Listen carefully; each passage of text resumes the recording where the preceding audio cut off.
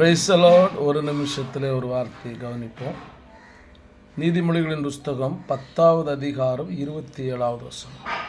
கர்த்தருக்கு பயப்படுதல் ஆயுசு நாட்களை பெருக பண்ணும். கர்த்தருக்கு பயப்படுதல் ஆயுசு நாட்களை பெருக பண்ணும் என்று வேதம் சொல்லுகிறது.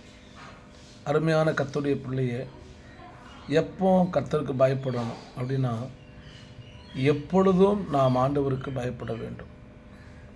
எங்கு இருந்தாலும், எங்கு வேலை பார்த்தாலும், எந்த நாடுகளில் இருந்தாலும், இல்லையா, எந்த சூழ்நிலையிலையும் கர்த்தருக்கு பயந்து வாழ்ந்தீங்கன்னா கர்த்தர் இந்த உலகத்தில் உங்களுடைய ஆயுஷ் நாட்களை கூட்டி தருவார்.